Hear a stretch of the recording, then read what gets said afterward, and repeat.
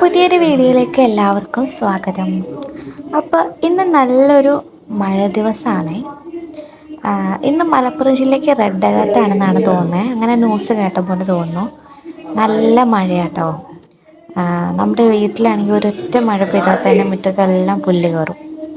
അതേപോലെ തന്നെ ഒറ്റ മഴ പെയ്താൽ തന്നെ സിറ്റ് ഔട്ടിലെല്ലാം വെള്ളം തെറിച്ച് ആകെ അലമ്പാവും. അതുപോലെ രാത്രിയിൽ മറ്റേ പൂച്ചയൊക്കെ കയറിയിട്ട് ആകെ അലമ്പാക്കിയിട്ടുണ്ടാവും. രാവിലെ എണീറ്റാൽ ഇതൊരു പണിയാട്ടോ. അവിടെ അടിച്ചു വാരി വൃത്തിയാക്കി തുടച്ചിടുക എന്നുള്ളത് ഒരു പണിയാണ്. അപ്പം രാവിലെ നല്ല മഴ പെയ്യാനുള്ള ചാൻസ് ഉണ്ട്. ഇപ്പോൾ ഒരു മഴ തോർന്നിട്ടുള്ളൂ, അടുത്ത മഴ വരുന്നുണ്ട്. അതിൻ്റെ ഇടയ്ക്ക് ഞാൻ ചായ ഇടുന്നുണ്ട് കേട്ടോ. അപ്പോഴാണ് അച്ഛൻ പറഞ്ഞത്, പണ്ട് അമ്മയ്ക്കൊരു മാവ് ഇങ്ങനെ ഗിഫ്റ്റായിട്ട് കിട്ടിയിരുന്നു. അമ്മയുടെ കൂടെ വർക്ക് ചെയ്യുന്നൊരു ആൾ തന്നായിരുന്നു. അപ്പം മാവ് നട്ടു വെച്ചായിരുന്നു മുറ്റത്ത്.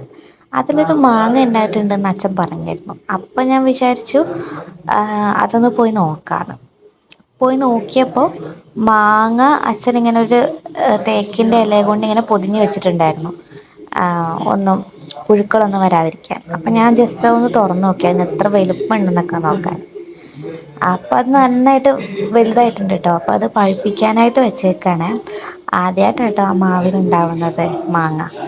ഒരു കുഞ്ഞ മാവാട്ടോ, 3 വർഷം കൊണ്ട് കായ്ക്കുന്നേ തോന്നുന്നു. ആദ്യമായിട്ടാണ് ആ മാങ്ങ ഉണ്ടായത്. അപ്പോൾ ഏത് മാങ്ങയാണോ ഒന്നും അറിയില്ല. ഇനി അത് പഴുപ്പിച്ചിട്ട് നോക്കണം.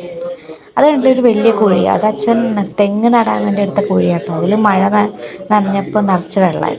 കഴിഞ്ഞ ദിവസം മഴ പെയ്തപ്പോൾ അപ്പുറത്തെ പറമ്പിലെ കവുങ്ങ് നമ്മുടെ വീട്ടിലേക്ക് വീണിട്ടുണ്ട്, പറമ്പിലേക്ക് വീണിട്ടുണ്ട് കേട്ടോ. വേറെ കുഴപ്പമൊന്നുമില്ല, വീണമെന്ന് മാത്രം. നല്ല കാറ്റൊക്കെ ഉണ്ടായിരുന്നേ. ഉച്ചക്കത്തേക്ക് നമുക്ക് ചീര ഉപ്പേരി ആട്ടോ ഉണ്ടാക്കാൻ തീരുമാനിച്ചിട്ടുള്ളത്. അപ്പം അമ്മമ്മ പറഞ്ഞു ചീരയൊക്കെ പറിച്ചിട്ട് വരാനാണ്. ഞാൻ പറമ്പിൽ നിന്ന് കുറച്ച് ചീര പറിച്ചു കേട്ടോ. കുറച്ചേ ഉള്ളൂ കേട്ടോ. അപ്പോൾ ഇത് മാത്രമായിട്ട് നമുക്ക് ഉണ്ടാക്കിയാൽ ഉണ്ടാവില്ല, ഉച്ചക്കത്തേക്കും വൈകുന്നേരത്തേക്കും കൂടെ കാണില്ല. അപ്പം സാധാരണ നമ്മൾ ചീരേൻ്റെ കൂടെ വേറൊരു ഇലയും കൂടെയൊക്കെ ഇട്ട് വെച്ചിട്ട് ഉണ്ടാക്കാറുണ്ട്. അപ്പം ഈ പ്രാവശ്യം കോവലിൻ്റെ ഇല എടുക്കാമെന്ന് വിചാരിച്ചു. കോവലിൻ്റെ ഇല എടുക്കുമ്പോൾ തളിരില മാത്രം എടുക്കാൻ വേണ്ടി സൂക്ഷിക്കണം. മറ്റേ ഇല അധികം യൂസ് ചെയ്യാറില്ല. ഇവിടെ കോവലിൻ്റെ ഇല മാത്രമല്ല കേട്ടോ, പയറിൻ്റെ ഈ തളിരില, ഇങ്ങനെ കാന്താരി മുളകിൻ്റെ തളിരില, അതൊക്കെ യൂസ് ചെയ്തിട്ട് മറ്റേ ഇലകളുടെ കൂടെ ഇട്ടിട്ട് ഉപ്പേരി വെക്കാറുണ്ട് കേട്ടോ. നല്ലതാട്ടോ ഈ ഇലകളൊക്കെ. നല്ല ടേസ്റ്റാണ് കേട്ടോ. തേങ്ങയൊക്കെ ഇട്ട് ഉണ്ടാക്കിയാൽ നല്ല അടിപൊളിയാണ്. അപ്പം അതെല്ലാം പറിച്ചെടുത്ത് കഴുകി ഞാനവിടെ വെച്ചു. ഇത് അരിയാൻ എനിക്കത്ര ഞാൻ അരിഞ്ഞ അത്ര റെഡി ആവാറില്ല. ഇത് അമ്മമ്മ അരിഞ്ഞോളും. ഞാൻ കഴുകി വൃത്തിയാക്കി കൊടുത്തിട്ടുണ്ട്. മണ്ണൊക്കെ തെറിച്ചിട്ടുണ്ടാവും മഴയായതുകൊണ്ട്.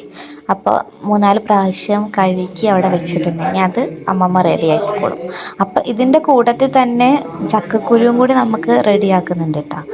ചക്കക്കുരു, അപ്പം അതിനുള്ള ചക്കക്കുരു അമ്മമ്മ റെഡിയാക്കിക്കൊണ്ടിരിക്കുകയാണ് കേട്ടോ. അമ്മമ്മയ്ക്ക് ചക്കക്കുരു നല്ല ഇഷ്ടമാണ് കേട്ടോ. എനിക്കധികം ഇഷ്ടമല്ല. ചക്കക്കുരുവിൻ്റെ ഒരു വലിയൊരു കളക്ഷൻ തന്നെ ഉണ്ട്. 2 ദിവസം കൂടുമ്പോൾ ഉണ്ടാകും ചക്കക്കുരുവിൻ്റെ ഒരു ഐറ്റം. അത് അമ്മമ്മയാണ് അതിൻ്റെ കാര്യങ്ങളൊക്കെ ചെയ്യുക കേട്ടോ. എനിക്കത് ഇഷ്ടമല്ല. പിന്നെ നമ്മൾ ഉച്ചക്കത്തെ ചോറൊക്കെ കഴിച്ചിട്ട് പുഴയിൽ നല്ല വെള്ളം കൂടിയിട്ടുണ്ടെന്ന് പറഞ്ഞു. അപ്പം അതൊന്ന് പോയി നോക്കാമെന്ന് പറഞ്ഞിട്ട് നമ്മൾ നമ്മുടെ താഴത്തെ പറമ്പിൽ കൂടി ഇങ്ങനെ താഴേക്ക് നടന്നു പോവാം കേട്ടോ. കുടയൊക്കെ മഴ ചെറുതായിട്ട് ചാറുന്നുണ്ട്. ഞാനും ഉണ്ട്, അമ്മമ്മയുണ്ട് കേട്ടോ.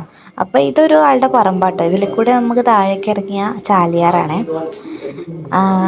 ചാലിയാറ് നല്ല വറ്റി വരണ്ട് കിടക്കുമായിരുന്നു കേട്ടോ ഈ വർഷം വേനൽക്കാലത്ത്.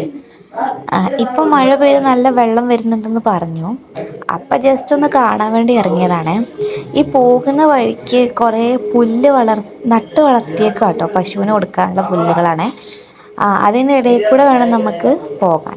നോക്കുമ്പോൾ വെള്ളമുണ്ട്, പുഴ ഫുള്ളായിട്ട് ഇങ്ങനെ വെള്ളം ഒഴുകുന്നുണ്ട് എന്നല്ലാതെ വലിയ കൂടുതലായിട്ടൊന്നുമില്ല.